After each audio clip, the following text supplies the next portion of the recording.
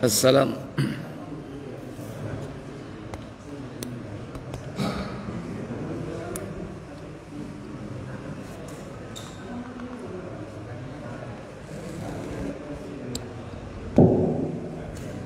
Assalamualaikum warahmatullahi wabarakatuh. Innal hamdalillah nahmaduhu wa nasta'inuhu wa nastaghfiruh wa na'udzu billahi min sururi anfusina wa min sayyiati a'malina. Man yahdihillahu fala mudilla lahu wa man yudlil fala hadiya lahu.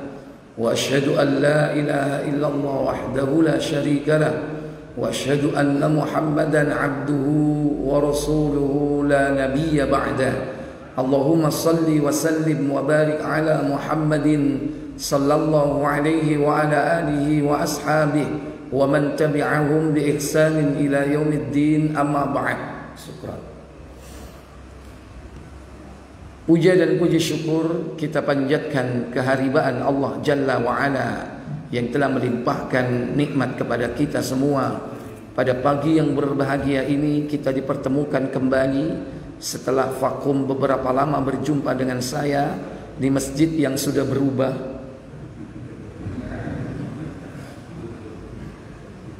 Pangling saya masjidnya.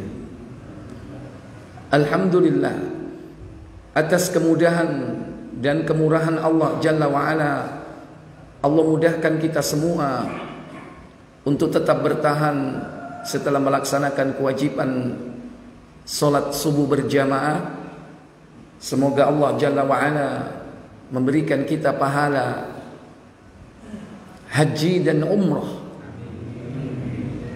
Apalagi zaman sekarang ini, untuk melaksanakan haji dan umrah harus memerlukan upaya dan usaha yang luar biasa. Belum dibuka atau sudah, Pak? Hah? Kalaupun dibuka, seandainya Bapak sudah terdaftar, mungkin ada orang-orang yang harus diprioritaskan. Karena selama 2 tahun kita tidak menunaikan ibadah haji, atau pemerintah kita tidak membuka atau memberangkatkan jamaah haji. Cara untuk mendapatkan pahala haji dan umroh yaitu dengan solat berjamaah, duduk berzikir sampai matahari terbit. Setelah itu kemudian kita melaksanakan solat isyraq pada waktu syuruk. Semoga Allah Jalla wa'ala memudahkan kita sampai kajian ini selesai. Semoga salawat dan salam tak lupa selalu kita haturkan kepada qudwah dan uswah kita, baginda Nabi besar Muhammad sallallahu alaihi wa ala alihi wasallam. Demikian pula untuk keluarga dan keturunan beliau, para sahabat beliau dan seluruh pengikutnya hingga tibanya hari kiamat. Ikhwatal iman, a'izzakumullah. Pada kesempatan yang berbahagia ini kita akan mengkaji salah satu bentuk penyimpangan di dalam kehidupan umat manusia.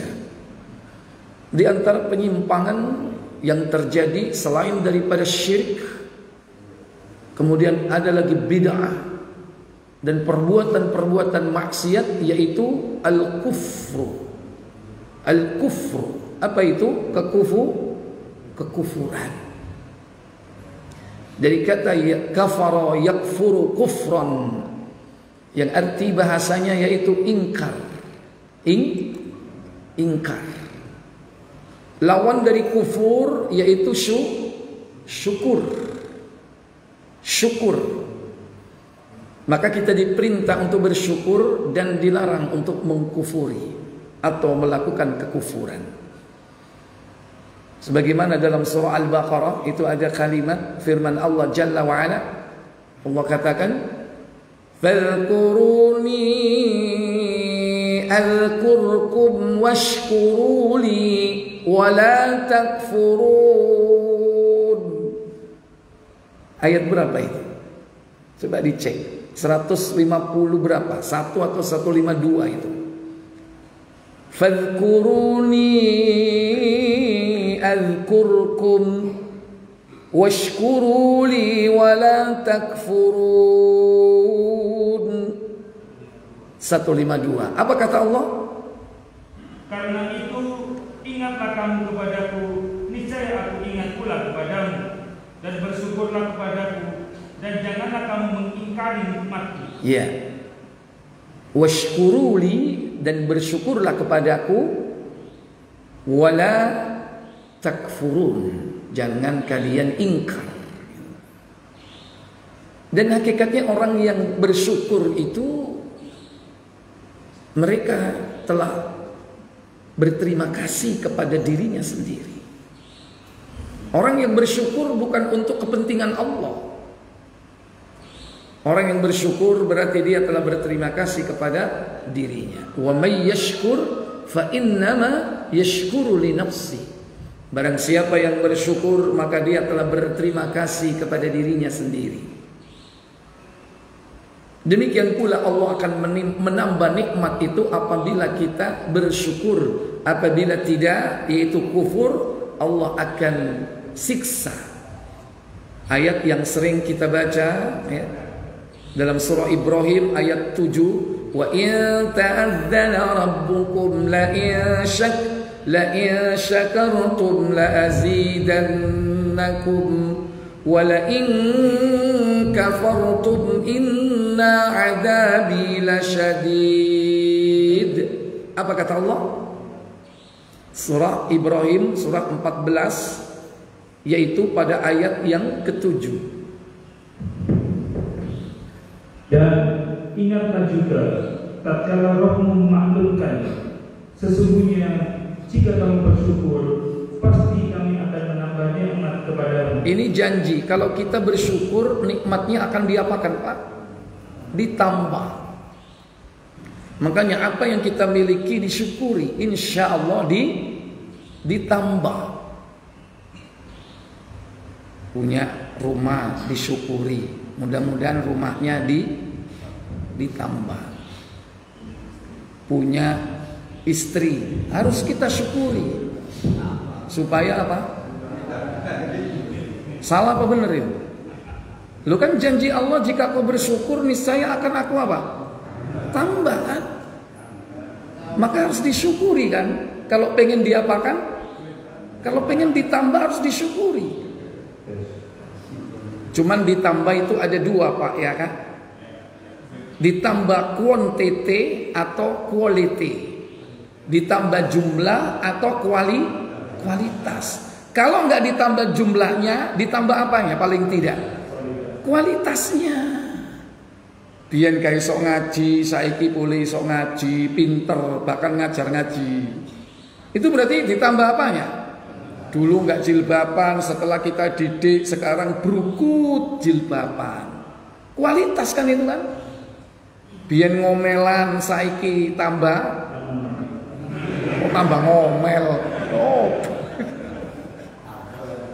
Iku berarti gak disyukuri ku bojone nek tambah ngomelan. Ya, wala in kafartum inna adzabi lasyadid. Apa kata Allah? Belum selesai tadi. Dan jika kamu mengingkari nikmatku, maka sesungguhnya azabku sangat pedih. Jadi ancaman bagi orang yang kufur apa itu? Azab. Kalau kita ingkari nikmat-nikmat Allah, maka azab itu yang akan diperoleh. Minimal nikmat itu akan dicabut oleh Allah Jalla wa'ala. Belum lagi kufur-kufur yang jenis besar itu dapat mengeluarkan pelakunya dari Islam. Ikhwatal iman a'izzakumullah. Kufur secara definisi adalah as-satru, yaitu menutupi, atau cover, penutup. Makanya penutup buku bagian atas namanya apa? Cover atau cover. Yaitu apa? Penutup. Maka orang kafir itu adalah orang yang menutup hatinya dari hidayah, menutup hatinya dari Islam. Maka disebut kafir. Dan itu bahasa Al-Quran yang paling lembut, karena itu bahasa Allah. Jangan dianggap kasar. Mungkin intonasinya yang kasar, kafir, nah itu intonasinya. Kalau enggak ya dilembutin, kafir. Karena Al-Quran kan jelas kan, enggak berubah. Qul ya ayyuhal kafirun, enggak perlu diperlembut lagi. Qul ya ayyuhal ghairil Islam, hai para non muslim, gitu kan. Nggak perlu pakai dilembutkan non muslim, langsung apa? Iya, itu paling lembut bahasa Al-Quran. Cuman kadang ngomongnya intonasinya seakan-akan kasar ya. Padahal itu cukup pilihan bahasa Allah dalam Al-Quran. Nah, orangnya disebut kafir, perbuatannya disebut bukan, perbuatannya kufur ya. Orangnya disebut apakah?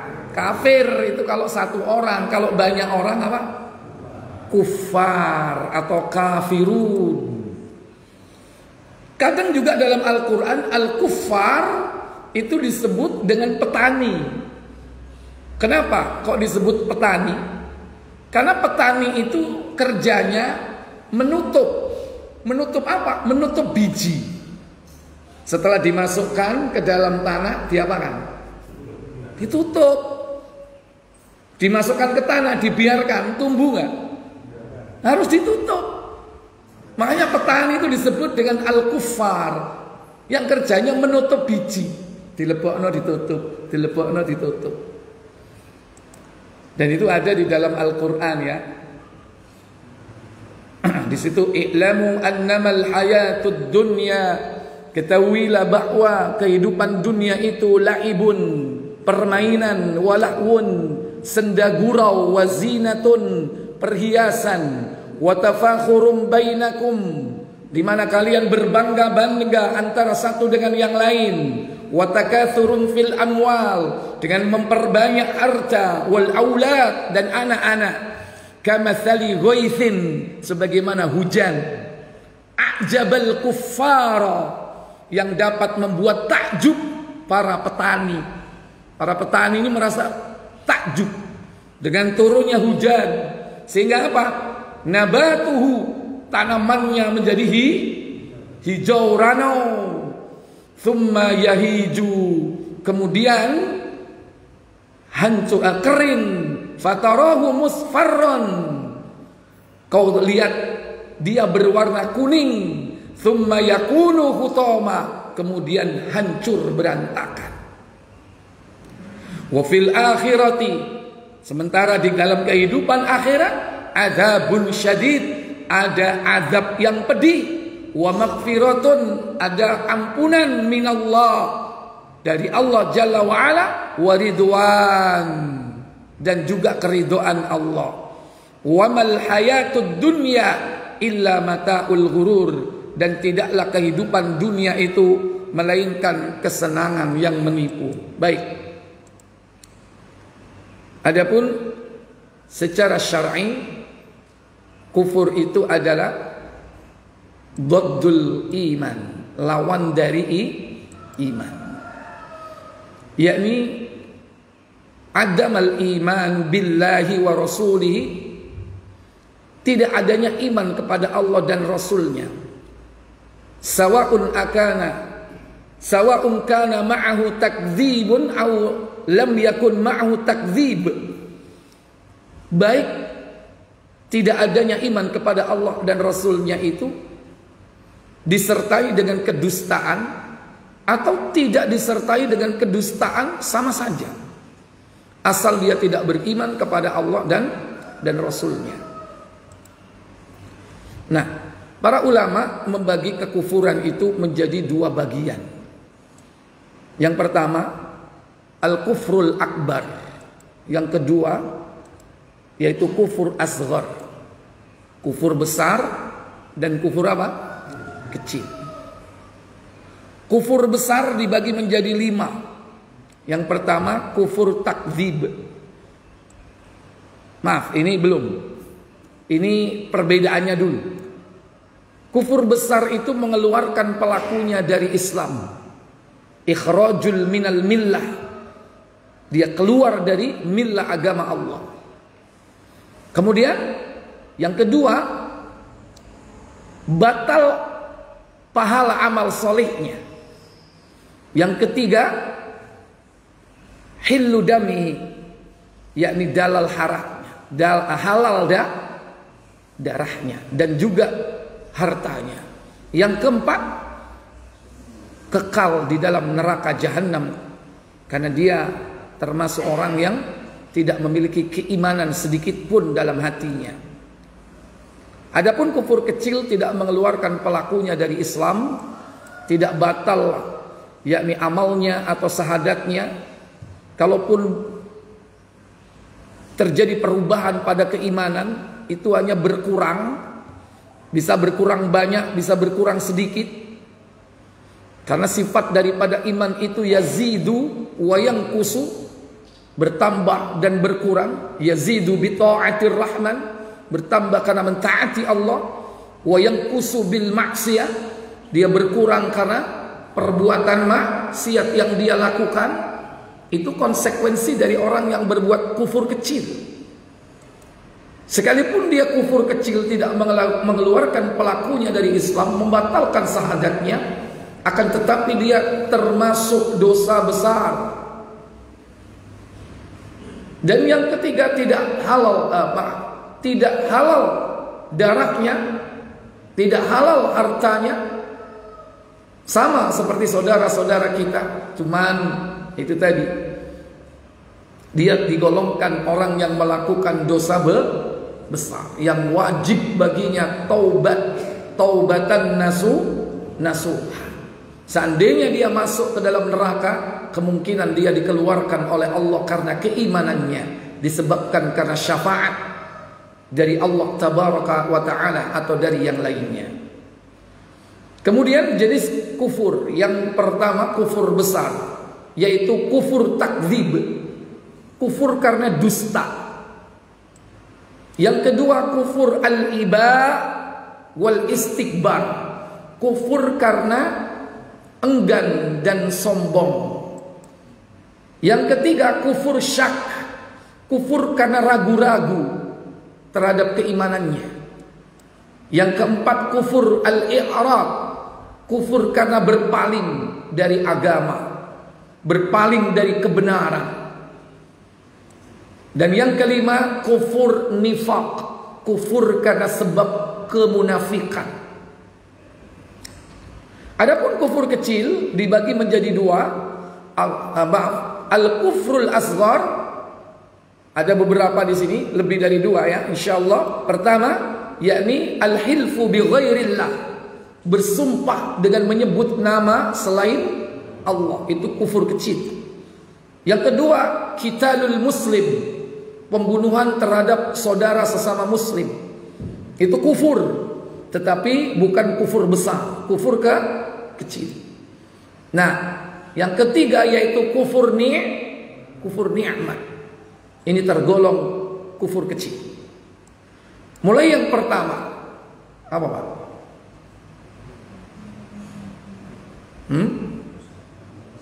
Siket sampai wis lali. Kufur besar yang pertama apa contohnya tadi?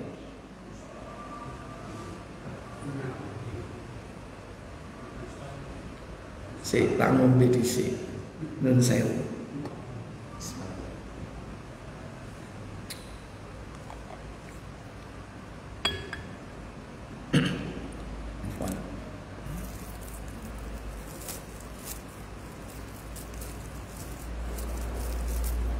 Sambil diingat-ingat.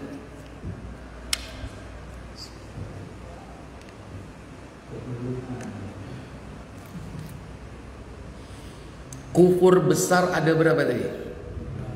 5. Nomor 1, kufur takdzib, kufur karena kedustaan, berdusta atas nama Allah. Dan ini merupakan kekufuran besar, sebagaimana firman Allah tabaraka wa ta'ala di dalam surah Al-Ankabut, surah 29 ayat 68 kalau tidak salah. Allah Jalla wa Ala berfirman, "Wa man azlamu mimman iftara 'ala Allahi kadhiban aw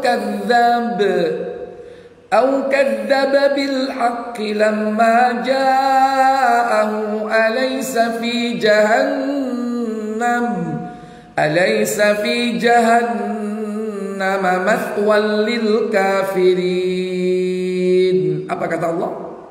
Dan siapakah yang lebih zalim daripada orang-orang yang ada-adakan kedustaan terhadap Allah, atau mendustakan yang hak tatkala yang hak itu datang kepadanya? Bukankah dalam neraka jahanam itu ada tempat bagi orang-orang yang kafir? Wa man azlam, dan siapa lagi yang lebih zalim, mimman iftara 'ala Allahi kadziban, daripada orang-orang yang membuat kedustaan atas nama Allah, au kadzdzaba bil haqqi, atau dia dustakan yang hak, lamma ja'ahu, tatkala datang kepadanya, alaysa fi jahannam, bukankah di dalam neraka jahanam, mathwal lil kafirin, terdapat tempat kembali bagi orang-orang kafir. Terakhir Allah tutup dengan kalimat apa? Lil kafirin, untuk orang-orang kafir. Apa yang dia lakukan?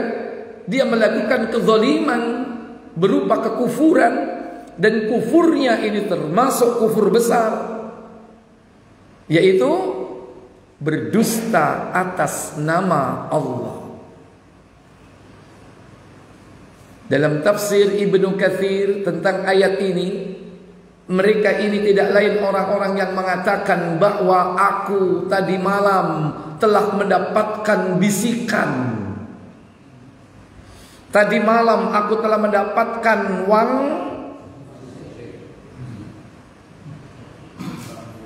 Tadi malam aku dapat bisikan dari fulan, atau dari tidak tahu nenek moyang, atau bahkan dia mengaku dari Allah sekalipun, atau dari Rasulullah. Padahal tidak mungkin beliau berbisik kepada seseorang. Tapi seono kadang sing ngaku-ngaku ketika ziarah ke Masjid Nabawi, tertidur di samping raudhah, terus ada yang bisiki. Ini akon-akon namanya. Apa akon-akon itu, Pak? Ngaku dusta. Apalagi mengatakan aku dapat wahyu, aku mampu mendatangkan seperti apa yang didatangkan oleh para nabi dan rasul.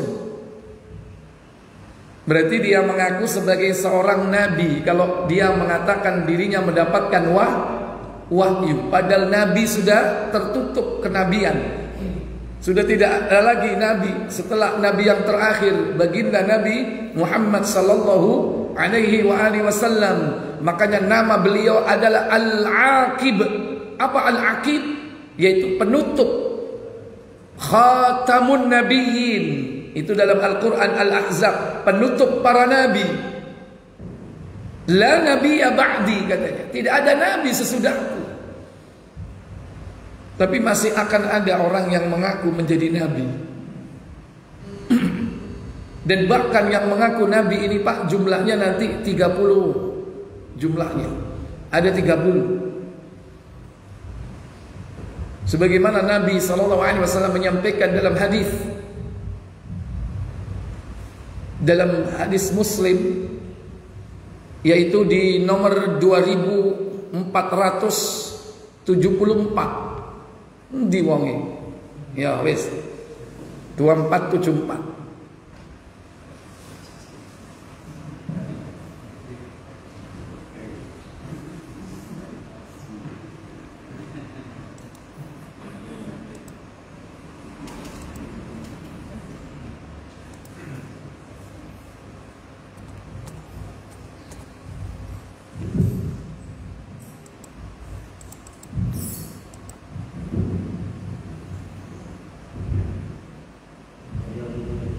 Ini dibaca dari Abu Hurairah. Dari Abu Hurairah radhiyallahu anhu, Dari Nabi sallallahu alaihi wasallam sabdanya. Apa sabda beliau sallallahu alaihi wasallam? Belum terjadi kiamat sebelum dibangkitkan para dajjal. La taqumus sa'ah hatta yub'atsa dajjalun. Tidak akan terjadi hari kiamat sebelum dibangkitkan para dajjal. Siapa mereka? Pembohong besar yang jumlahnya hampir 30 orang. Iya, kadzabun qaribun min thalathin, yaitu pembohong-pembohong besar, jumlah mereka hampir mendekati 30. Bagaimana ciri-ciri mereka? Semuanya mengatakan bahwa mereka adalah Rasulullah. Iya, kulluhum yaz'umu annahu Rasulullah. Mereka semua ciri-cirinya mengaku sebagai siapa? Sebagai Rasul utusan Allah. Berapa tadi jumlahnya, Pak? 30. Mulai munculnya nabi palsu yang pertama. Siapa dia? Musailamah al-Kadzab, itu nomor 2. Nomor 1, Rasul masih hidup. Musailamah. Sebelum itu, halo, door present di sing iso jawab. Siapa nabi palsu pertama? Al-Aswad Al-Ansi. Dia hidup di negeri Yaman. Makanya Rasul mengirim sahabatnya Mu'ad bin Jabal, dikirim ke sana untuk menyelesaikan urusan itu. Di sana siap kaum muslimin sudah membantu karena terjadi banyak kekacauan. Dia punya pasukan cuma 800, tapi suka bikin onar di negeri Yaman. Sesampai di sana didakwai, diajak untuk kembali kepada Allah dan Rasulnya, menolak. Keputusan dia harus dihukum mati. 3 orang yang membantu proses eksekusi.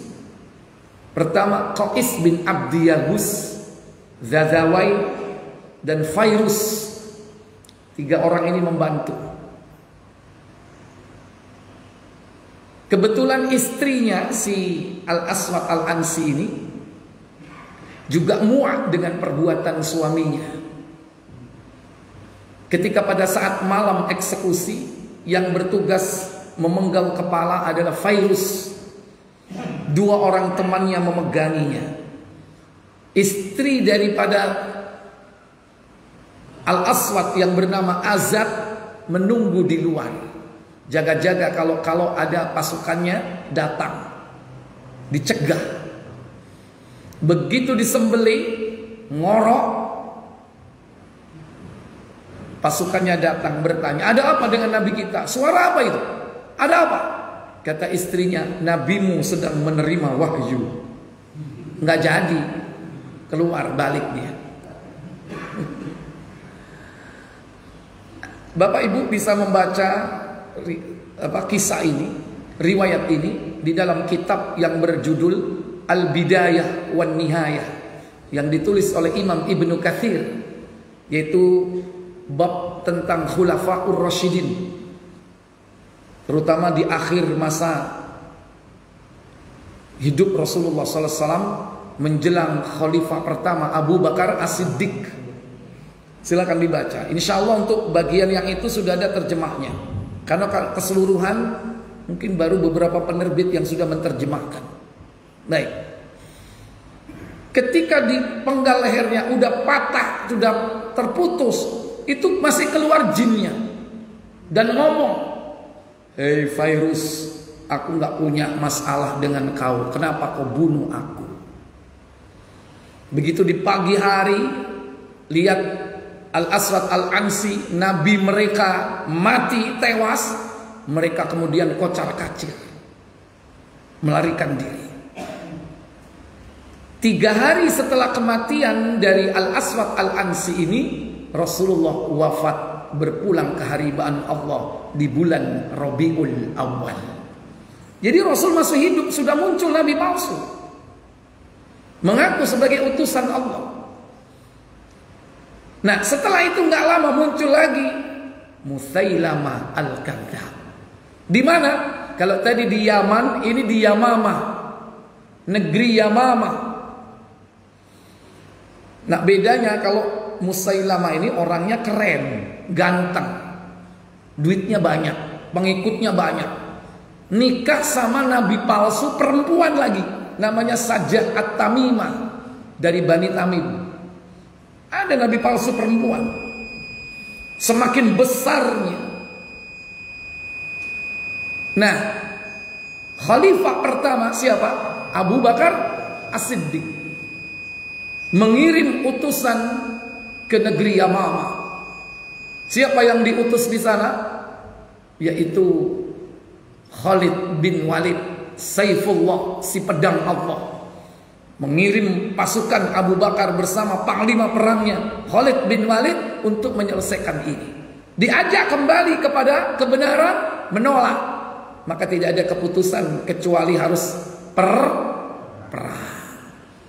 Maka terjadilah perang besar, perang Yamamah di zaman kekhalifahan Abu Bakar As-Siddiq. Di antaranya yaitu apa?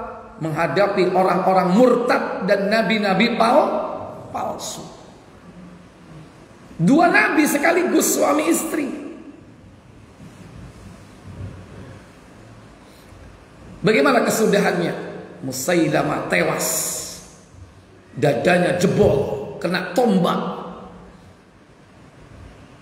oleh seorang ahli tombak yang dulu sempat membunuh Hamzah pada saat perang Uhud. Siapa namanya? Wahsy. Wahsy ternyata sebelum Rasul wafat sudah masuk Islam. Dan Rasulullah memerintahkan Wahsy keluar dari Madinah. Wahai Wahsy, keluarlah kau dari Madinah. Kalau aku melihat engkau, aku terbayang pamanku Hamzah. Disuruh keluar. Tapi dia sudah masuk Islam. Dulu budaknya siapa dia? Hindun. Dapat hadiah banyak dia. Tapi akhirnya dia masuk Islam. Dalam peperangan Yamamah ini, dia berhasil membunuh nabi palsu itu. Nah, setelah itu, apakah berhenti munculnya nabi-nabi palsu? Masih baru berapa itu tadi? 3. Muncul lagi nanti nabi palsu di zaman Bani Abbasiyah. Ada Tulaiha. Terus muncul nabi-nabi palsu berikutnya. Bahkan di negeri kita ini juga sempat muncul. Nggih napa mboten? Halo? Siapa aja? Musatek. Ya, itu ngaku sebagai nabi. Ada lagi perempuan, siapa itu? Lia Edan, ya, sampun Eden ya. Ini nabi-nabi palsunya akan terus tetap. Dan itu berlaku di dunia, bukan hanya di Jazirah Arab, tapi juga di negeri-negeri Islam yang lain, yang di situ kemungkinan juga muncul para nabi-nabi palsu. Termasuk ada yang mengaku ada nabi sesudah nabi kita Muhammad yang bernama Mirza Ghulam Ahmad. Ini keyakinan kelompok Ahmadiyah. Ini juga kelompok yang sampai hari ini eksis. Di negeri kita masih ada nggak ini? Masih. Ini nabi-nabi palsu. Puncaknya nanti yang terakhir yaitu Al-Masihud Dajjal. Dajjal yang ke-30 yang matanya buta. 1 atau pi. Ikhwatal iman, aizakumullah. Jadi dusta. Berdusta atas nama Allah tabaraka wa ta'ala. Mengatakan bahwa aku dapat wahyu, aku mendapatkan sesuatu sebagaimana yang telah dikirim kepada para nabi dan rasul. Maka orang ini telah kufur dan pengikutnya yang mengimaninya pun kufur karena dia juga berdusta. Baik. Kemudian yang kedua, kufur apa? Nomor 2 kufur apa Bapak Ibu? Kufur al-iba wal istikbar. Kufur enggan dan sombong, atau kufur karena kesombongan.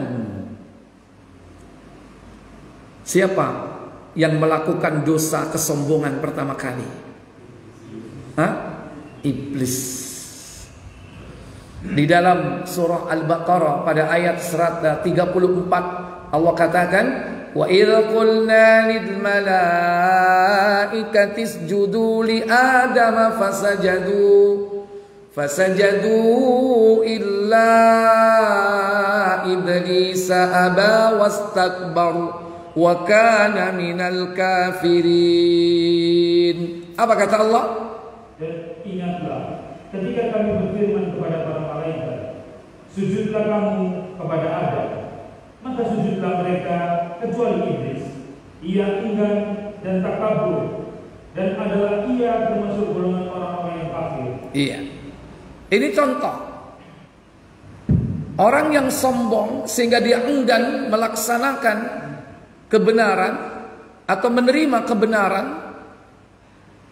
Inilah orang-orang yang termasuk keluar dari Islam karena kekufurannya. Iblis itu merasa dirinya lebih besar, maksudnya lebih mulia daripada Adam, sehingga dia tidak mau melaksanakan perintah Allah. Ketika Allah perintahkan isjudu li Adam, sujudlah kau kepada Adam, maka semua malaikat pun sujud illa iblis, kecuali iblis. Iblis ini dari golongan apa Bapak Ibu? Jin apa malaikat? Jin. Dalam surah Al-Kahfi ayat 50. Wa idh qulna lil malaikati isjudu li adama fasajadu illa iblis kana minal jinni. Adalah dia dari golongan jin. Fafasaqa an amrihi, dia telah yakni berbuat ingkar, fasik, membantah perintah Allah tabaraka wa taala. Nah, sebetulnya sombong ini apa, Pak? Apakah kalau ada orang pakai baju bagus itu sombong, Pak? Kelambine apik, anyar terus, sarungnya apik, larang. Apakah sombong itu? Apakah sombong itu kalau dia lewat orang dia diem aja, nggak nyopo? Apakah sombong nggak itu? Halo?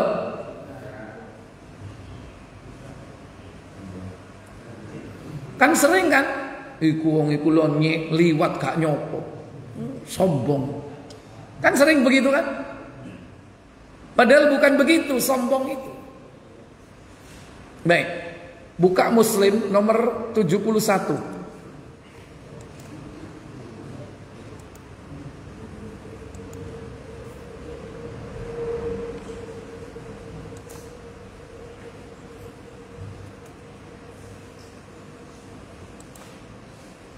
Iya, silakan. Dari Abdullah bin Mas'ud radhiyallahu anhu, dari Nabi sallallahu alaihi wasallam bersabda. Apa sabda beliau sallallahu alaihi wasallam?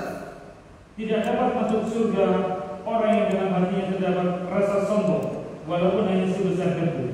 La yadkhulul jannah, tidak akan masuk surga. Man kana fi qalbihi, apabila di dalam hatinya terdapat mithqala dzarrah, seberat biji dzarrah, min kibri, dari sifat kesombongan, kata Nabi sallallahu alaihi wa alihi wasallam. Makanya iblis gara-gara sombong dia nggak boleh masuk ke dalam apa? Nggak boleh masuk surga. Sudah di surga diapakan sama Allah? Diusir, dikeluarkan. Gara-gara sombong. Kalau di luar, kalau masih ada sombong walaupun seberat debu, maka dia nggak boleh masuk ke dalam surga. Kemudian bertanya seseorang. Seseorang laki-laki bertanya, bagaimana kalau seseorang suka memakai baju dan sepatu bagus? Bagaimana kalau orang suka pakai baju bagus, sepatu bagus, tasnya bagus, pokoknya pakaiannya bagus-bagus? Apa kata Nabi Sallallahu Alaihi Wasallam? Jawab Rasulullah SAW, Allah itu indah atau jamil. Dia menyukai yang indah. Iya, innallaha jamilun yuhibbul jamal. Allah itu indah dan cinta kepada keindahan. Allah itu indah, suka kepada keindahan. Makanya kita ini harus berpenampilan indah. Terutama kalau kapan? Kata Allah dalam surat Al-A'raf ayat berapa itu? 31. Ya bani Adam, hai anak cucu Adam, khudzu zinatakum, pakailah perhiasanmu inda kulli masjidin, ketika kau masuk masjid untuk beribadah kepada Allah. Pakai pakaian yang bagus. Untuk kaos wis bolong digawe salat ya. Jadi ini ternyata bukan sombong itu orang yang pakaiannya bagus-bagus, tidak. Maka Nabi mendefinisikan sombong. Apa kata beliau? Sedangkan sombong itu menolak kebenaran dan menganggap remeh orang lain. Iya. Wal kibru, kata Nabi, kesombongan itu adalah batrul haq wa ghamtun nas, menolak kebenaran dan merendahkan orang lain. Seperti iblis, lihat, dia tolak kebenaran perintah Allah dan dia rendahkan Adam. Bahkan ketika ditanya, ma mana'aka alla tasjuda idh amartuk, iblis, apa yang menyebabkan kau menolak perintahku ketika aku memerintahkan kepadamu? Diperintah bersujud, dia menolak. Iblis mengatakan, ana khairun minhu, aku lebih baik daripada Adam. Khalaqtani min nar, kau ciptakan aku dari api. Wa khalaqtahu min tin, dan kau ciptakan dia dari tanah. Inilah kesombongan yang terjadi. Dan kesombongan ini bisa jadi nanti terus akan diikuti oleh para pengikut iblis ketika dia menolak kebenaran tatkala kebenaran itu datang kepadanya, dan dia meremehkan orang yang membawa kebenaran itu. Biasanya orang itu menolak kebenaran karena menganggap dirinya lebih baik daripada orang yang menyampaikan kebenaran. Kon niku sapa?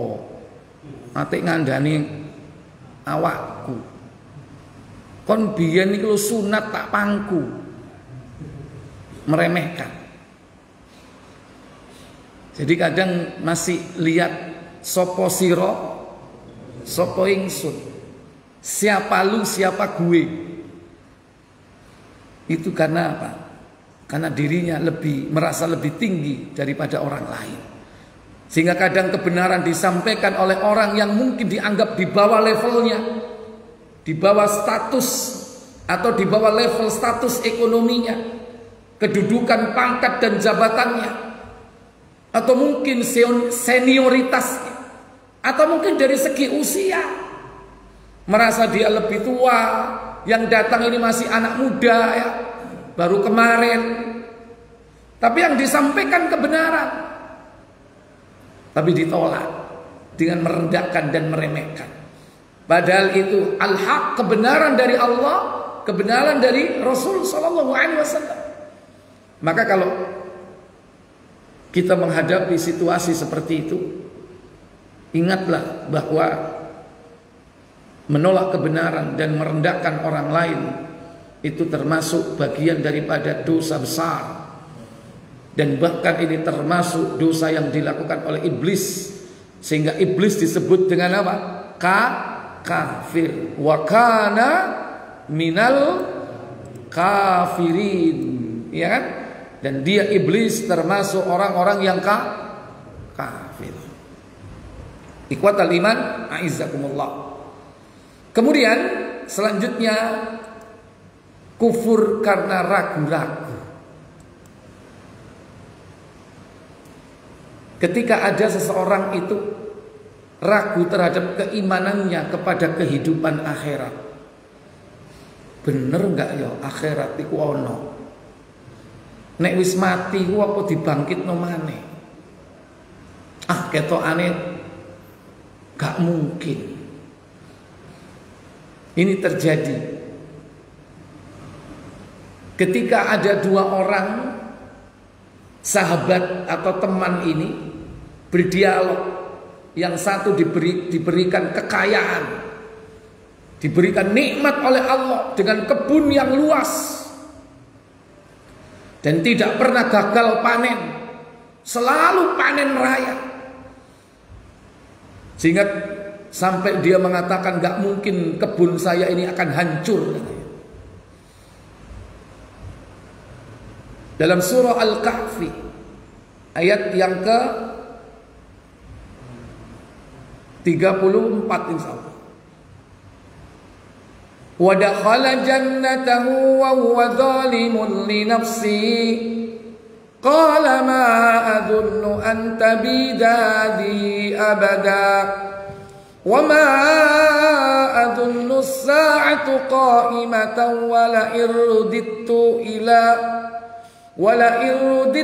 ila rabbi la ajidanna khairan minha munqalaba. Ketemu sudah. Afan bukan dari apa? 35 ya, bukan 34. Silakan.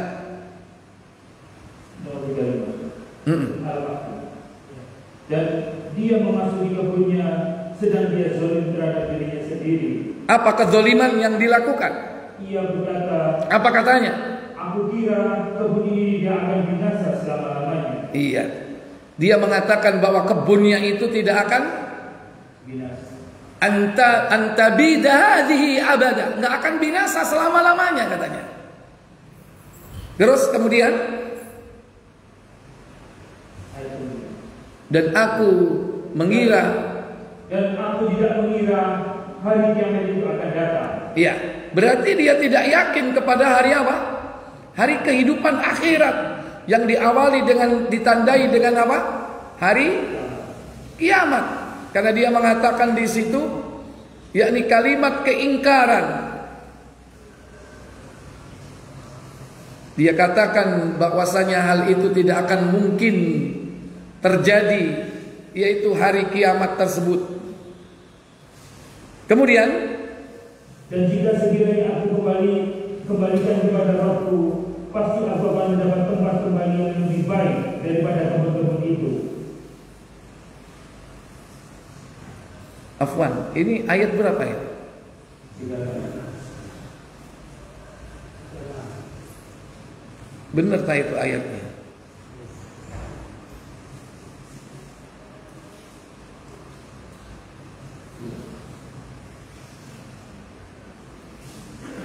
Oh iya, benar.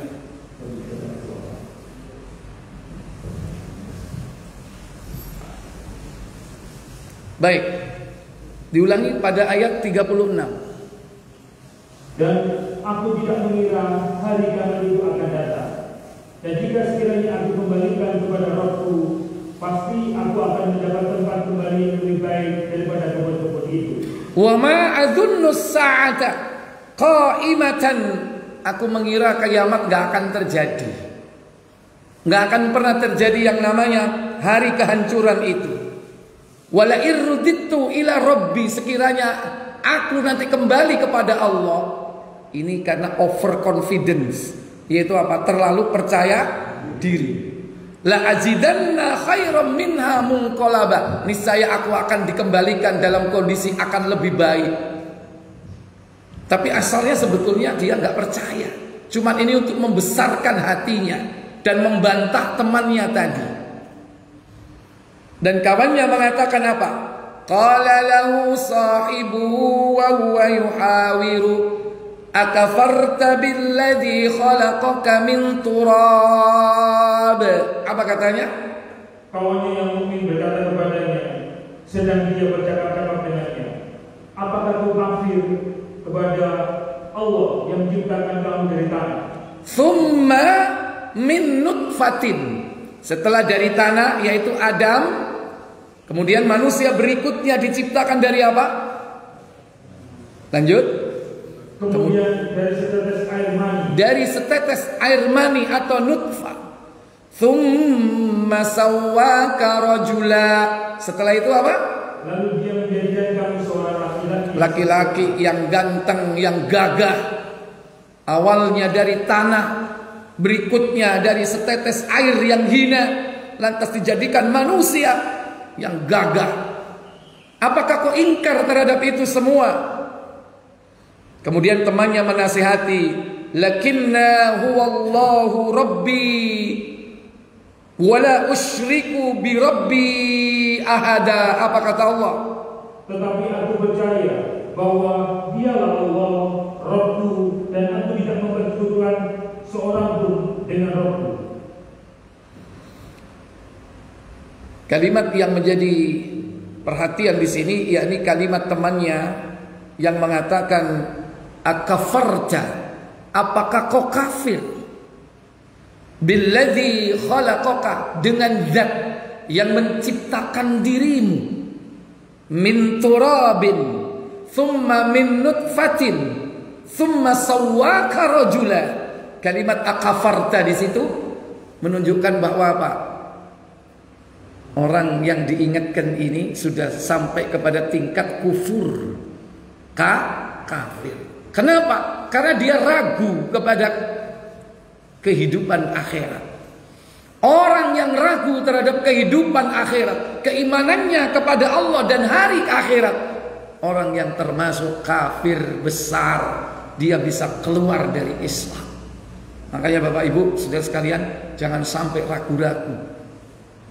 Karena dalam Al-Quran banyak dijelaskan orang-orang yang binasa karena kekufurannya, akibat mereka tidak percaya kepada kehidupan akhirat. Maka selalu keimanan itu digabung antara Allah dan akhirat.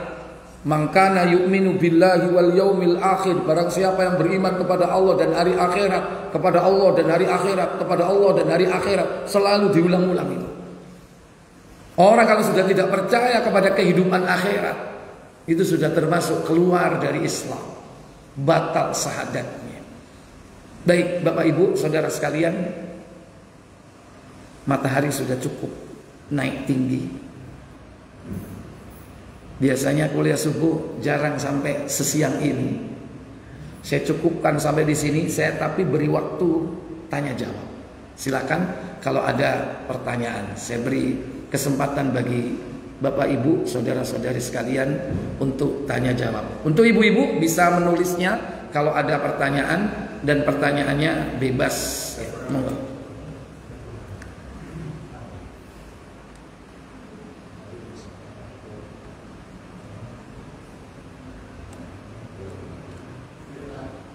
Nggih, monggo. Assalamualaikum.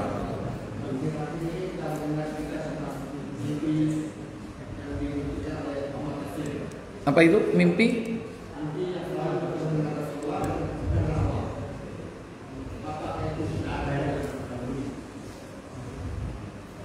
Mimpi bertemu dengan Allah.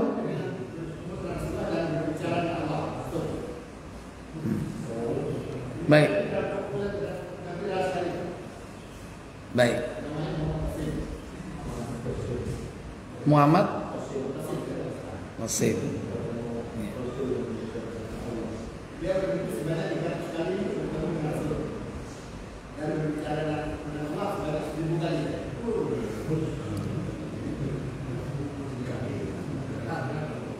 Iya. Orang mengaku itu boleh nggak? Hah? Orang mengaku boleh-boleh aja nggak? Boleh. Tapi apakah pengakuannya itu benar? Itu yang perlu dipertanyakan. Ya. Jangankan 300 kali.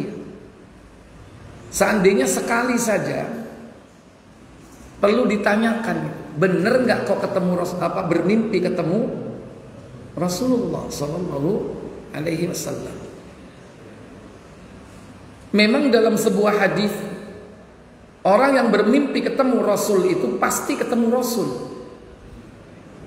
Tapi nanti dulu kita sudah punya standar bagaimana sifat-sifat Rasul yang sudah kita pelajari enggak? Jangan-jangan asal dalam mimpinya itu hadir orang yang rupanya kayak orang Arab, kemudian ngaku sebagai Rasul. Nah, itu yang dikhawatirkan.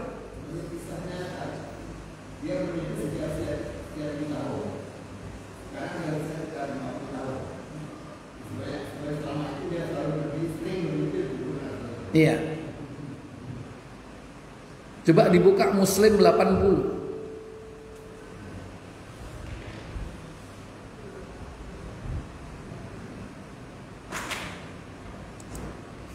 Kalau nggak Muslim, Bukhari itu ya.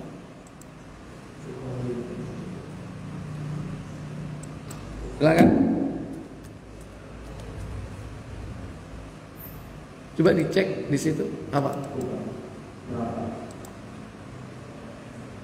Baik, Muslim 2112.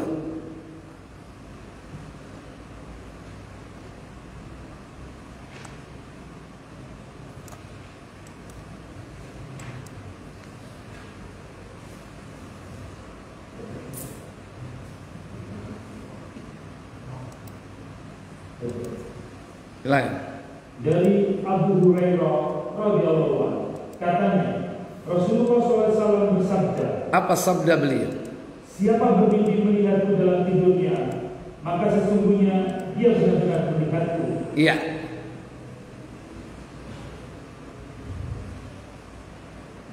Man arani fil manam faqad arani. Siapa yang melihat aku dalam tidurnya, berarti apa? Mimpi. Sungguh dia betul-betul melihat aku. Kenapa? Karena setan tidak sanggup mengubah bentuknya seperti bentukku. Karena syaitan, bahkan iblis tidak mampu merubah bentuknya seperti Rasulullah. Ini benar, ini hadis ini. Sekarang masalahnya, kita tahu dia Rasul apa enggak, itu dari mana? Jangan-jangan ada orang Arab keluar dari mimpinya ngaku sebagai Rasul, padahal syaitan. Ketika ditanya misalnya, ya apa Kanjeng Nabi? Iya, Kanjeng Nabi rambutnya sakmene. Keliru apa enggak? Keliru. Makanya harus tahu ciri-ciri bagaimana Rasulullah. Rasulullah itu selama hidupnya rambut beliau itu kalau tidak 5 jummah panjangnya ya. Kalau beliau tahallul habis haji umroh habis pasti apa? Halq pasti. Kalau rambutnya panjang 5 sampai telinga atau jummah sampai pundak.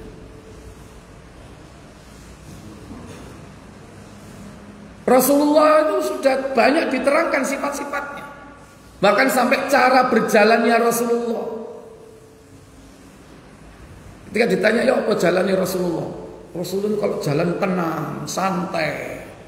Keliru apa benar? Keliru. Rasul kalau jalan itu seperti menuruni lembah. Ya apa nek jalane mudun? Lambat apa cepat? Cepat jalannya Rasul. Jadi kita ini harus tahu dulu standarnya, sifat-sifat Rasulullah secara fisik itu harus tahu. Bahkan uban Rasulullah itu di jenggotnya itu bisa dihitung.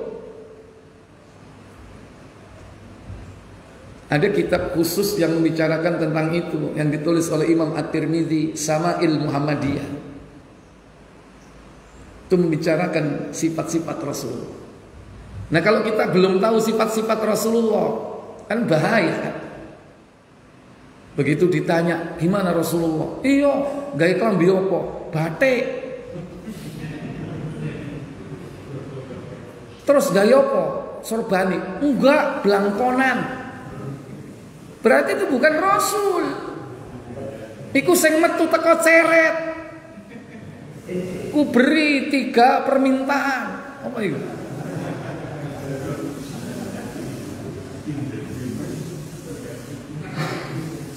Jadi harus tahu sifat-sifatnya dulu kan? Nah dia terangkan nggak sifat-sifatnya? Ya kan? Kalau itu sebuah ilmu harus disampaikan sifat-sifat Rasulullah seperti apa? Cocok nggak dengan hadis? Satu. Yang kedua, ketika dia mimpi, ya kan? Rasul bicara apa nggak kata dia? Bicara. Pertanyaannya, bicaranya Rasul yang dia dengar persis nggak dengan hadisnya? Halo. Kalau ternyata nggak sesuai dengan hadis-hadis yang ada, berarti ada hadis baru. Iya kan?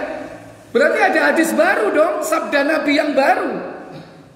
Wah, itu berarti terus berkembang hadisnya nanti. Kalau dikatakan nanti, oh Rasulullah itu katanya begini, cek aja itu, pernah nggak Rasul sabda seperti itu? Kalau seandainya orang itu bermimpi betul-betul ketemu Rasul, seandainya dia bicara, apa yang disampaikan Rasul itu pasti pernah diucapkan oleh beliau dan sudah ada dalam hadis-hadisnya. Nggak mungkin merupakan ucapan baru. Moro-moro iku Masjid Al-Islam nek iso iku dibangun sampai mengguri. Kira-kira ucapannya Rasulullah apa enggak? Halo. Ucapannya Rasulullah apa enggak itu? Enggak. Ya, hati-hati di situ ya. Banyak subhat-subhat yang ditebarkan apalagi di zaman sekarang. Apalagi sampai mimpi seperti itu. Terus berdialog dengan Allah.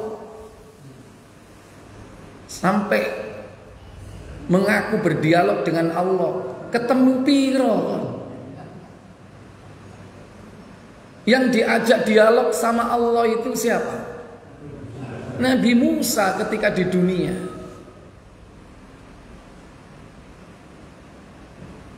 Rasulullah aja tidak seperti Nabi Musa.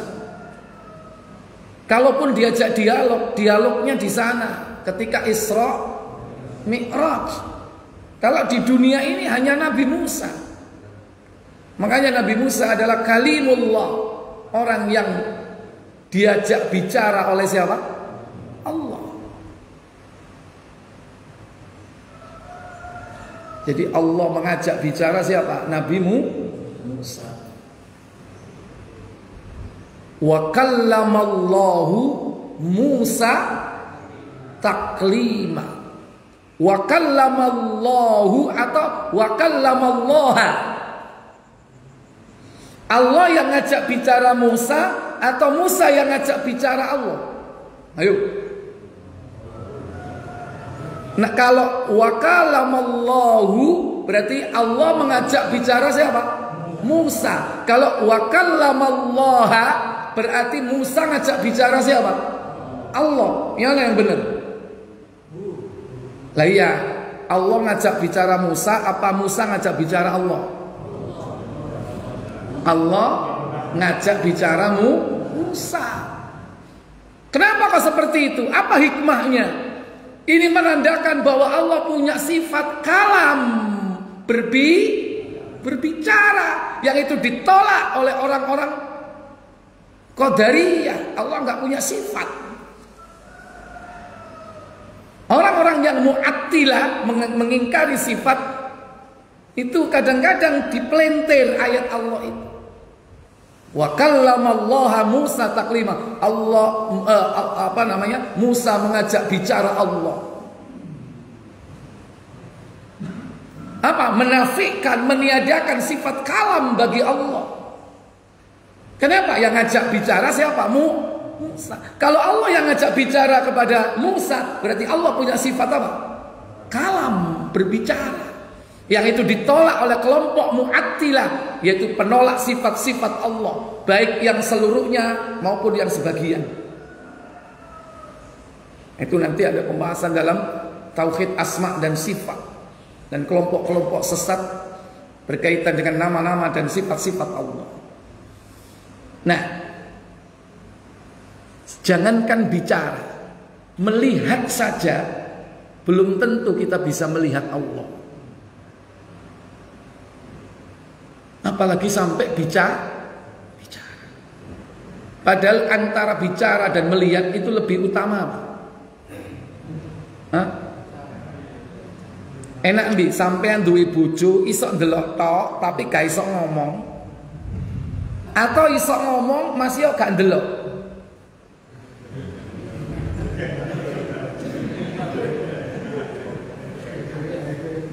Lho kok guyu sampean iki ya? Sampean duwe bojo, bojoe nang Jakarta, sampean telepon, enak mana? Bisa melihat tapi gak iso ngomong, mek ndelok tok teko gambar. Atau ngomong tapi gak ndelok. Lebih nikmat mana? Lebih utama mana? Melihat tapi gak komunikasi, tapi sakit komunikasi walaupun gak lihat. Enak yang pertama atau kedua? Kedua. Berarti berbicara itu tingkatannya lebih tinggi. Maka demikian pula, kalau melihat saja belum tentu orang itu mampu, belum tentu orang itu bisa, apalagi berbicara dengan Allah. Saya tanya, ketika di dunia ini siapa yang pernah melihat Allah? Halo? Siapa yang pernah melihat Allah? Saya nggak tanya sampean. Maksudnya Nabi siapa atau Rasul siapa yang pernah melihat Allah? Halo? Ada yang mengatakan Musa, terus apa meneh? Nabi Adam, terus apa meneh?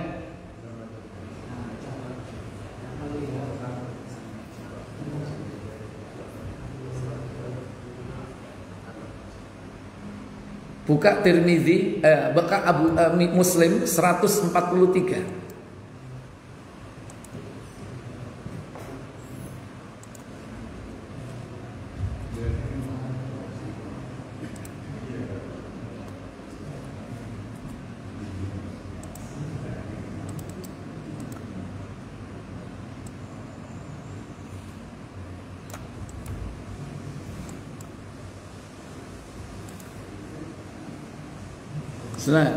Dari Mas'ud radhiyallahu anhu katanya, pada suatu waktu ketika aku duduk dekat Aisyah radhiyallahu anha, dia berkata, apa katanya?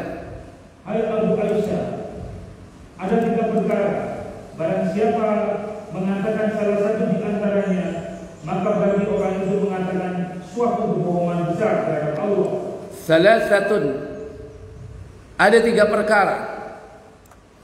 Man takallama bihinna, siapa yang mengatakan salah satu di antara 3 perkara itu, faqad a'dama 'ala Allahil firyah, maka sungguh ia telah berbohong besar atas nama Allah, dusta atas nama Allah.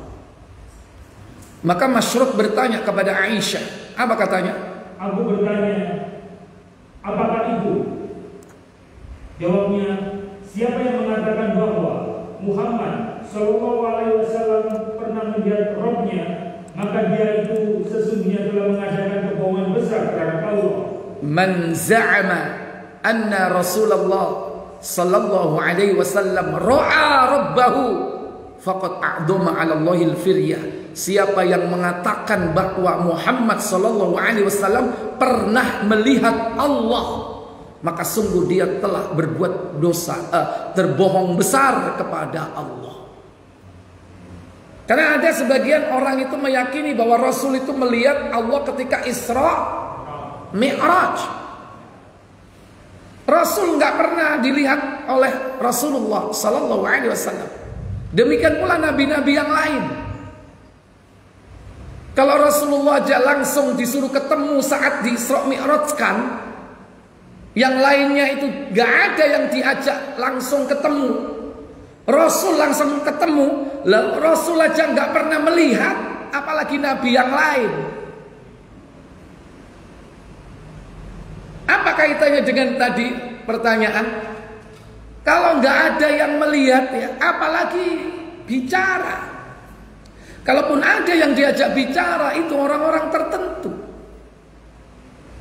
Mereka pasti adalah para nabi dan para Rasul. Kalau ada orang yang mengaku diajak bicara oleh Allah, berarti dia telah kufur karena dia mengaku sebagai nabi. Ketemu piro kan Allah ngajak bicara. Jangan-jangan itu iblis yang mengaku aku adalah Allah. Wis cukup gak usah sholat kon. Saya kita bebas no teko maksiat. Wis karepmu. Mene bancaan,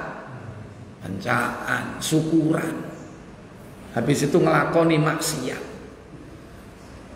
Jadi kalau ada berita-berita seperti itu Pak, ya kita pasti bisa meyakini bahwa itu adalah dusta.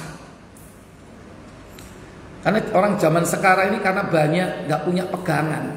Ketika ada tokoh-tokoh yang mengaku punya kehebatan, kelebihan, bahkan kisah-kisah yang hebat dan luar biasa setingkat para nabi dan rasul seperti itu, orang itu kadang ikut.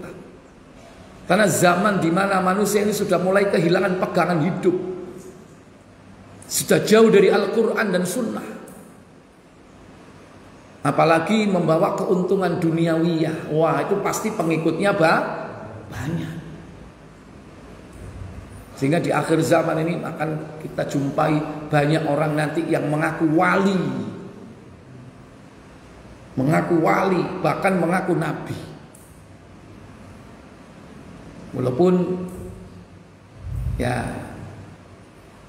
kadang-kadang perilakunya aneh. Di tempat saya itu Pak ada orang telanjang bulat. Itu orang sudah menganggapnya wali Pak. Kemana-mana itu diundang Pak. Ya telanjang gitu kemana-mana. Sepeda motor telanjang. Koyok nanggonin di. Rambutnya panjang, telanjang. Kalau ditanya kan kok gak kelambian? Aku kelambian nih. Itulah subhat syaitan ya. Bisa jadi dia seperti pakai baju tapi sebetulnya belum pakai. Tapi syaitan membuat seakan-akan dia sudah pakai baju. Makanya jangan berteman dengan syaitan. Gara-gara dia melakukan topo broto ya kan, tirakat, kemudian sampai ke gunung, ke goa, ngelakoni wirid-wirid sekian ribu kali sampai sekian hari. Ya akhirnya jadi seperti itu. Ya orang bilang itu kabutan ilmu. Ya, kabutan ilmu. Ya, terutama yang lemah jiwanya, lemah imannya. Yaitu keluarga kita yang perlu dibentengi, istri kita dan anak-anak kita.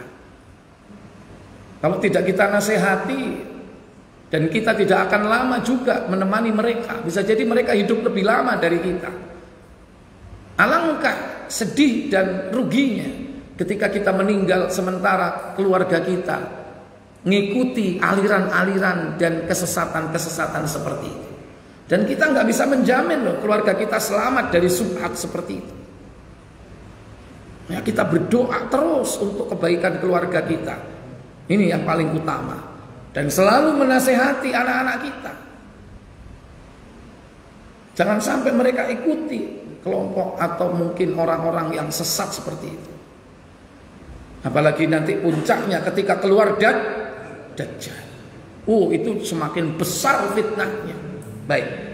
Boleh satu lagi bertanya? Silakan. Nggih, monggo. Waalaikumsalam.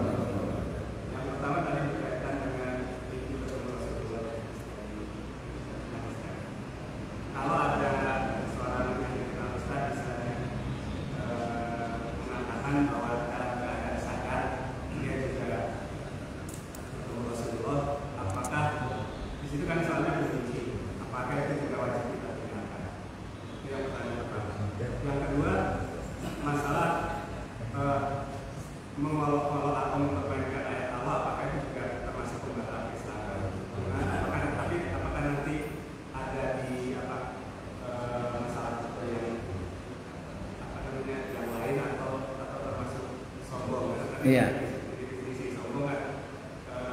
Menolak.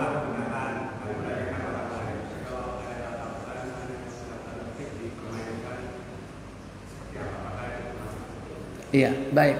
Jadi kalau mengolok-ngolok ayat-ayat Allah, saking ibu nggih. Mengolok ayat-ayat Allah itu nanti masuk kepada pembahasan kufur besar yang kelima, yaitu kufur nifak, kemunafikan. Itu nanti masuk ke situ. Baik. Kemudian pertanyaan pertama tentang orang yang mengaku bertemu Rasulullah dalam keadaan berjaga. Kalau dalam mimpi masih mungkin, tapi orang-orang yang memang betul-betul dia dipilih oleh Allah dan orang yang mukmin, orang yang bertakwa kepada Allah, ya. Gak tahu sholat kok ngaku ketemu Kanjeng Nabi. Ya, ngaku ketemu Kanjeng Nabi tapi sholat subuh gak tahu nang masjid, sholatnya nang omah. Mungkin gak ini? Gak mungkin. Gak mungkin. Menyelisihi apa yang dianjurkan oleh Nabi Shallallahu Alaihi Wasallam. Ngaku ketemu Nabi tapi hobinya joget dangdut. Mungkin gak? Nggak mungkin. Ya, baik. Kalau bermimpi saja belum tentu, apalagi bertemu langsung. Yang kalau bertemu langsung itu grade-nya lebih tinggi atau lebih rendah? Lebih tinggi. Tapi itu tidak mungkin. Dalam sejarah tak seorang sahabat pun sepeninggal wafat beliau yang pernah ditemui Rasulullah. Siapa sahabat kecintaan Rasulullah? Abu Bakar As-Siddiq. Pernah nggak ada riwayat Abu Bakar didatangi Rasulullah? Saya tanya, walaupun itu ruhnya yang datang, pernah nggak ada riwayat seperti itu? Nggak pernah. Kalau ruh dan jasadnya yang datang, berarti metu teko apa? Metu teko kuburane berarti kan? Nek metu teko kuburane berarti bolong apa ambrol? Ya kuburane ya ambrol kan? Ustadz itu nggak sama jasadnya, tapi ruhnya. Ya pertanyaannya, apa pernah ada nggak putri Rasulullah tercinta? Siapa?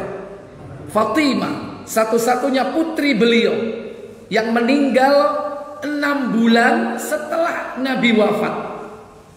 Pernah nggak ada riwayat Fatimah ditemui Rasulullah walaupun ruhnya dalam keadaan berjaga? Dalam keadaan berjaga, nggak ada riwayat seperti itu. Lah kon ketemu piro kok ngaku ketemu ditemui Rasulullah? Ya, itu pasti dusta dan harus ditinggalkan orang-orang yang seperti itu. Bahkan bukan hanya orang-orang Pak, perorangan, tapi ada Pak. Katanya majelis itu didatangi Rasulullah. Ada nggak seperti itu? Terutama ketika apa? Fahtazal arsu taraban wastibsyara wasdadal kursi haibatan wa waqara. Apa itu? Faktazar kan? Setelah itu dibaca subhanallah walhamdulillah wala ilaha illallah wallahu akbar.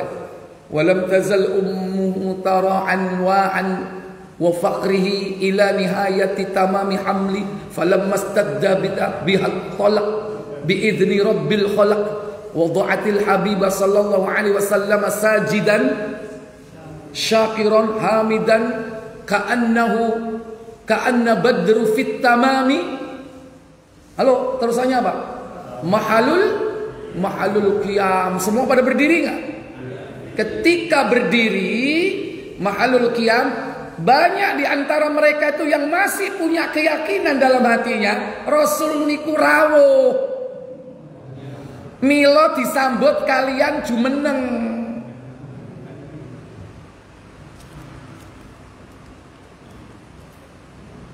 Nek nang kene ana majelis nang gone Dander ana majelis nang gone Tuban ana majelis sing pundi sing ditekani? Hah?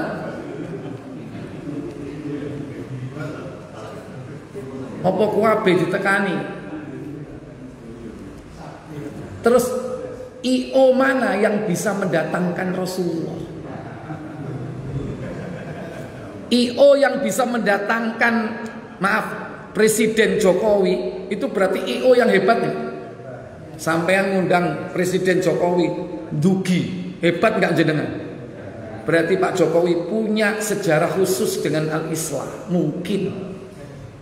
Ya, sekarang saya tanya IO mana yang dapat mendatangkan Rasulullah dalam majelisnya? Halo? Itu keyakinan yang berdasarkan apa? Dhon. Apa dhon itu? Prasangka. Dan mayoritas banyak orang meyakini seperti itu. Dasarnya apa? Prasangka. Al-An'am ayat 116. Wa in tuti' aktsara man fil ardi liyudilluka an sabilillah in yattabi'una illa adh-dhann wa in hum illa yakhrusun. Apa kata Allah?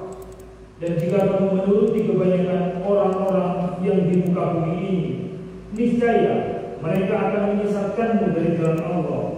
Mereka tidak lain hanyalah mengikuti prasangka belaka, dan mereka tidak lain hanyalah berdusta terhadap Allah. Dan jika kalian menuruti sebagian besar manusia di muka bumi ini, kata napa mboten sing gak ada keyakinan kados ngoten iki? Mayoritas napa mboten? Mboten ten Indonesia mawon niku. Ngantos di luar negeri nggih kata sing nggak ada keyakinan kados ngoten iki. Ini ayatnya ini. Makanya kebenaran itu ukurannya bukan mayoritas, bukan. Kata Allah Jalla wa Ala, liyudilluka an sabilillah, niscaya mereka akan menyesatkan kamu dari jalan Allah. Kenapa? Iyattabi'una illa dhann. Mereka tidak lain hanya mengikuti apa?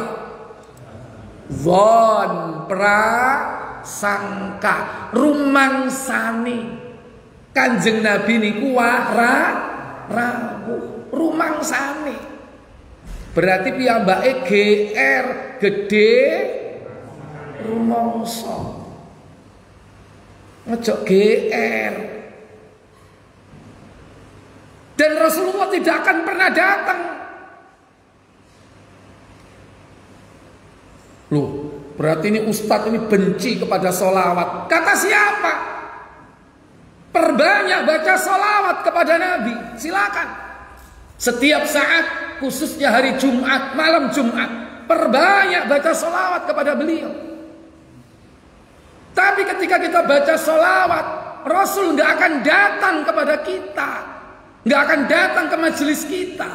Kenapa? Karena ada malaikat khusus yang membawa salam dan sholawat kita kepada beliau. Malaikat sopo jenenge? Ayo, Al-Islah sopo sing sok jawab oleh hadiah sego bungkus. Halo? Hah? Sayyahin. Hadiah ini. Endi hadiah rek? Hadiah Pak Usama. Kekno dhisik. Ini temenan iki kadung ngomong iki. Kadung ngomong. Mbok apa mbok lemper ta, donat ngono lho. Sing penting kaya ono hadiah ngono lho. Aku wis kadung ngomong kudu dikai hadiah. Loh, alhamdulillah. Ini loh, Bapak kita. Loh kan? Kok nek katiga aku dipikir bujuk ngono. Ya. Jadi kan isok mangan dhisik, tapi gak mungkin sungkan deh. Malaikat sayyahin yang bertugas menyampaikan salam dan solawat kita kepada Nabi. Buka An-Nasa'i 1281.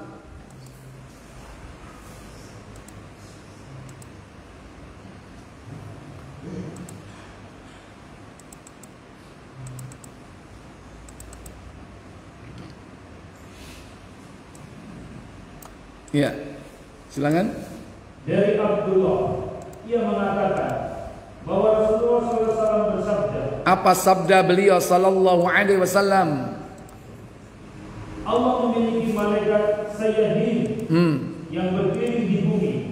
Mereka menyampaikan salam dari umatku kepadaku. Allah, inna lillahi, sesungguhnya Allah memiliki malaikat sayyahin, malaikat sayyahin. Malaikat sayyahin ini napa? Keliling bumi. Pados tiyang ingkang maos selawat dumateng Kanjeng Nabi. Begitu dia salam, selawat, diraih, diambil, disampaikan kepada Nabi. Fulan bin Fulan menyampaikan salam dan solawat kepada engkau wahai Rasul. Yuballighuni ummatis salam. Dia tugasnya adalah menyampaikan salam dari umatku kepada aku. Makanya kita ini mengucapkan solawat dan salam. Allahumma salli wa sallim ala Muhammad. Itu solawat yang paling sederhana, salam yang paling sederhana. Ikhwatal iman. Jadi kita nggak usah bingung-bingung. Dimanapun kita berada, sampaikan, ucapkan salam dan solawat kepada beliau. Fa insyaallah nyampe kepada beliau. Nggak perlu kita titip salam kepada orang yang mau umroh. Cak sampean umroh, yo titip salam yo nang Kanjeng Nabi. Lah opo? Sampean saiki lho ngucapno salam, nyampe. Ya kan? Karena malaikat sayyahin ini nggak pernah mungkir, nggak pernah telat, nggak pernah nggak menyampaikan. Nek sing dititipi koncone umroh, lali nggak kadang-kadang? Lali kepethuk unta wis lali. Ya kan?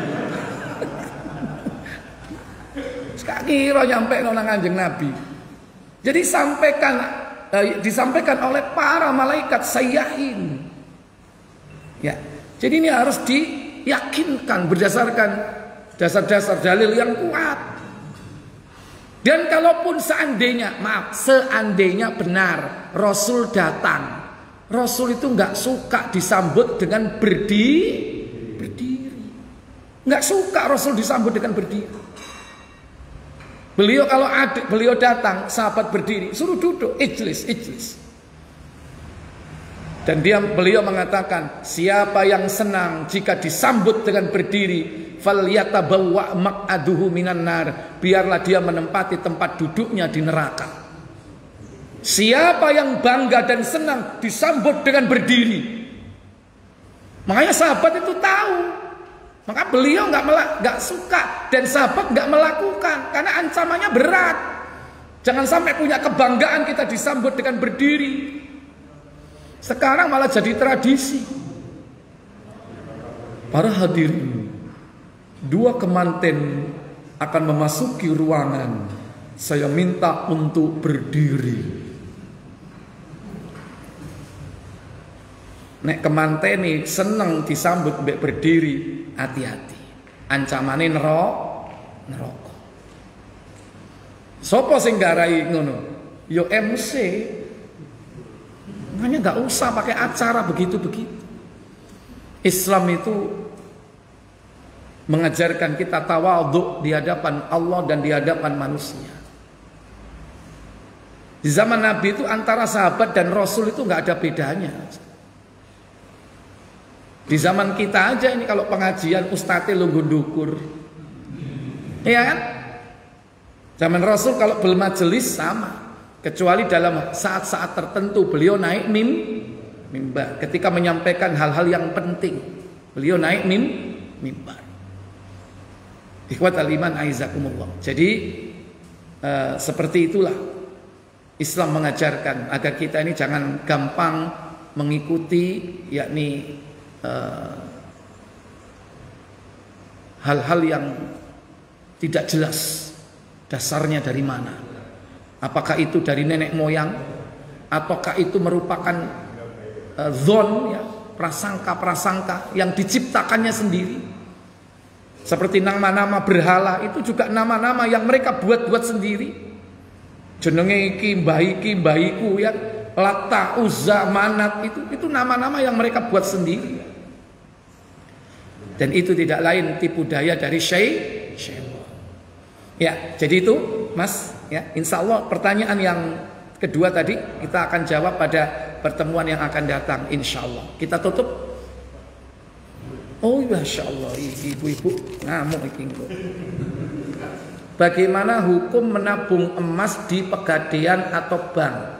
Sementara kita nabung dengan uang tidak berupa emas, jadi hanya formalitas. Tertulisnya berupa uang. Nggak boleh, Bu. Kalau hal-hal yang berkaitan dengan emas, kalau kita ini pengen punya emas, nabung, ya nabunglah emas. Jangan nabung berupa duit. Kenapa? Karena sebetulnya kalau kita masih nabung berupa duit, kita belum nabung emas, itu masih rencana nabung emas. Kenapa? Sama bank dikumpulin, kalau sudah sampai 1 juta mungkin baru dapat 1 gram. Pengen nabung 10 apa? 10 emas 10 gram. Berapa? 10 juta.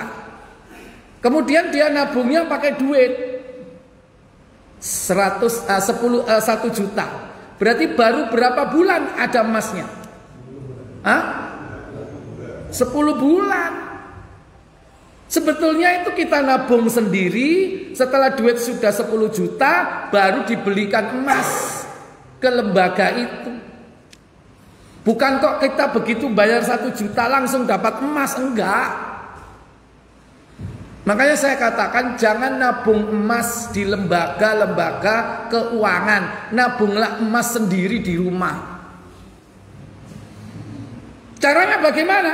Nabung emas. 1, usahakan nabung emas itu emas yang murni. Yaitu berapa karat? 24 karat. Yang kedua, bentuknya kalau bisa jangan perhiasan. Tapi apa?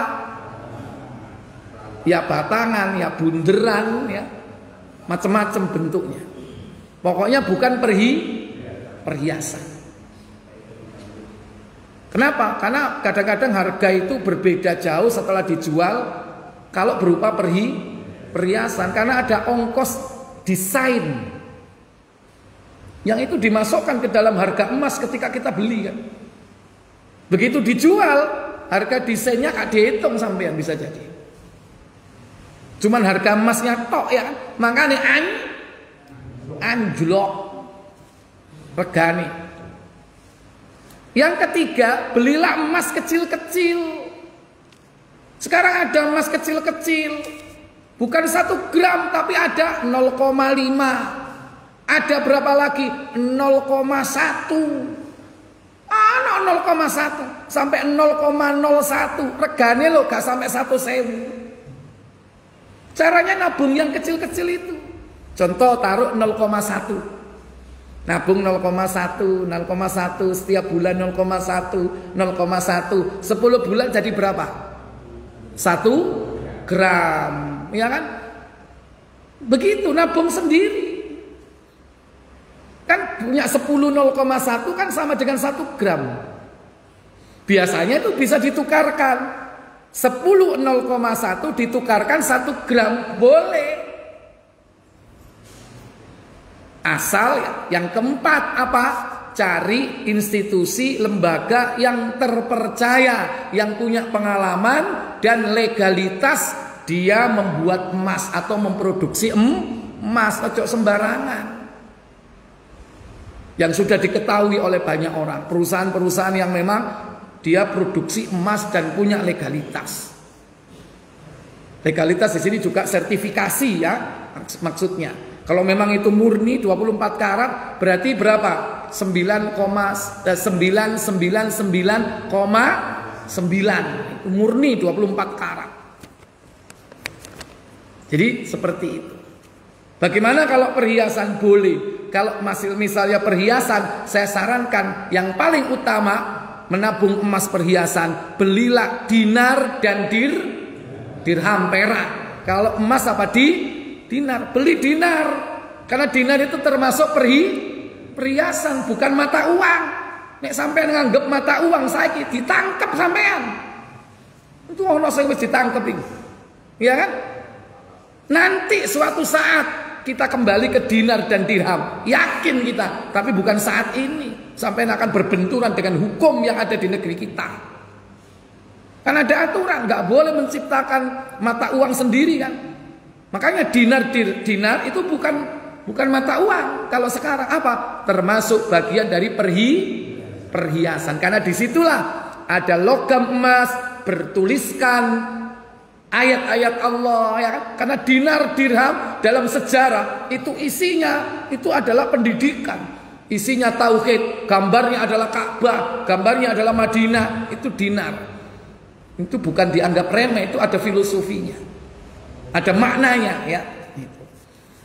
Jadi ibu saya sarankan kalau mau nabung belilah emas kecil-kecil dan nabung emas sendiri. Nggak usah nunggu 10 bulan langsung kita bisa megang emasnya. Kalau ibu di bank nunggu 10 bulan baru dapat barangnya. Kalau begitu nabung 1 juta langsung dapat emas, berarti itu riba. Kenapa? Karena belinya tidak tunai. Karena emas itu belinya dengan 2 syarat. Apa? Tunai dan biadin. Ya. Tunai sama berat dan saat itu juga harus diserahkan. Nggak boleh beli sekarang 10 gram, duwe dhisik 10 juta, masih meni. Nggak boleh. Harus serah terima pada saat itu. Ndi masih, ndi duwike. Iki duwike, ndi masih. Ayo, nah, akad ya. Nah, itu namanya apa? Yadan biadin, dari tangan ke tangan. Khusus untuk jual beli emas itu harus seperti itu. Makanya jual beli emas online hukumnya haram. Kalau itu menyelisihi Al-Quran dan As-Sunnah. Kenapa? Karena tidak yadan biadin. Nggak boleh. Karena bisa rusak akadnya. Karena banyak peluang nanti di situ apa? Madorok. Sampai beli di marketplace. Ya kan? Ketokne wapi. Begitu sing teko elek. Karena contohnya kadang-kadang itu bukan yang diberikan. Makanya harus lihat barangnya mana. Bener, kalau perlu diuji. Kalau perlu ada sertifikasi. Sekarang ada apa? Ada barcode. Bukan hanya barcode, ada QR-nya. Bisa dicek. Begitu klik langsung. Contoh Antam. Antam kan lembaga terpercaya milik pemerintah. Ada sertifikasinya. Begitu kita klik ya, itu langsung keluar bahwa ini resmi. Nah, itu contoh. Wallahu a'lam. Saya pikir cukup. Kita tutup kafarat majlis. Subhanakallahumma wa bihamdik asyhadu an la ilaha illa anta astaghfiruka wa atubu ilaik. Wassalamualaikum warahmatullahi wabarakatuh.